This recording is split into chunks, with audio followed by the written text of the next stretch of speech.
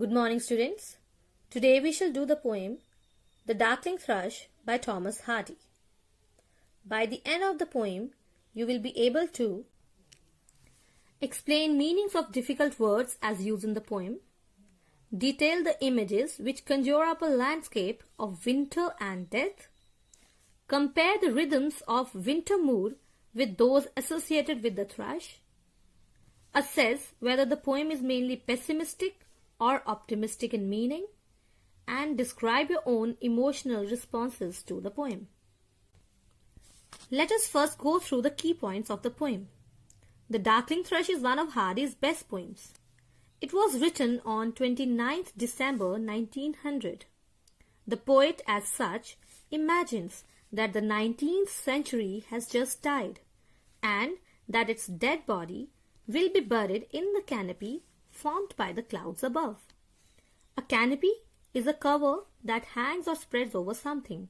Here, it is referring to the tomb of the dead century.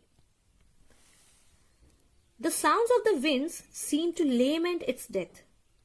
The whole wintry scene depicted by the poet is desolate and dreary. Desolate means cheerless.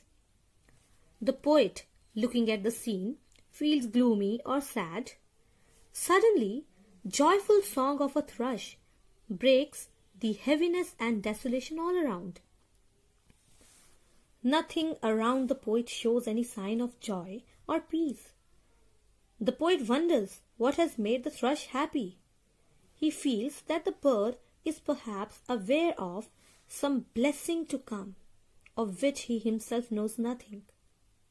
The poem ends on an ambiguous note. Ambiguous means having more than one possible meaning.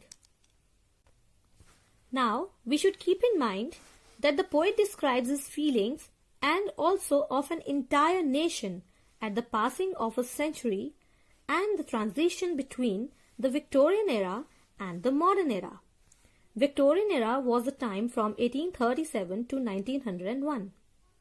The Victorian era was marked by intense and rapid change in polity, society, and religious beliefs due to the developments in science and technology. These changes created a feeling of hopelessness and bleak future in the poet's mind, which is reflected in the poem as well. Open your Reverie textbook at page number 6. Let's go through stanza number 1. I leant upon a coppice gate when frost was spectre grey, and winter's dregs made desolate the weakening eye of day. The tangled vine stems scored the sky like strings of broken lyres, and all mankind that haunted nigh had sought their household fires. Note down the meanings of difficult words on your book. Darkling, in darkness. Thrush, a bird with a brown back and brown spots on its chest. Leant, stood supporting against something. Coppice gate, wooden gate. Spectre grey, spectre is a ghost, so spectre grey means grey and dull like a ghost. Dregs are leftover bits, so winter's dregs means last part of winter. Desolate means cheerless or bleak. Eye of day is sun. Tangled means interwoven. Vine stems are stems of a climbing plant. Scored the sky means lined the sky.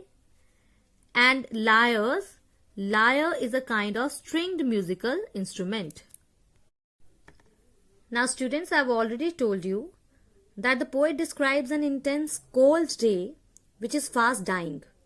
These are the last hours of the 19th century. Remember, the poem was written on 29th December 1900. So our speaker is leaning upon a wooden gate. The act of leaning suggests that the speaker is sad. He is tired. And gate is opening into a forest. So this opening is suggestive of a new place, or you can say a new century.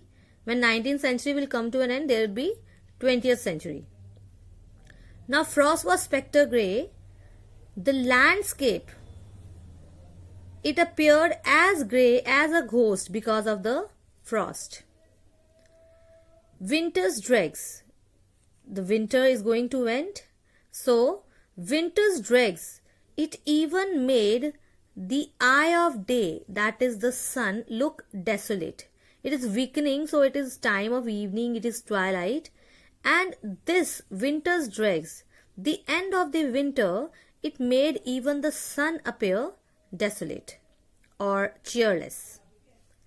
Now here the poet uses a simile to compare the bind stems to broken lyres. Now students, you can see this is lyre, a musical instrument with strings. And here these are the bind stems that are tangled. These are tangled. And behind these stems you can see the sky.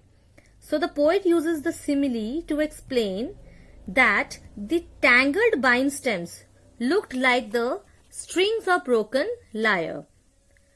As the strings of lyre are broken, so there is no music, no sound, and thus the poet wants to tell us that there is lack of harmony, and with the lack of harmony, there is no joy.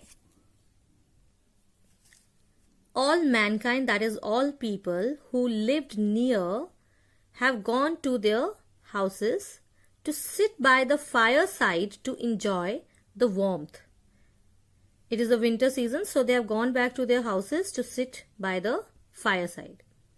Now, you can observe that the poet has intentionally used the words like spectre and haunted to give an impression that all the human beings were lacking energy, they were lacking life in them.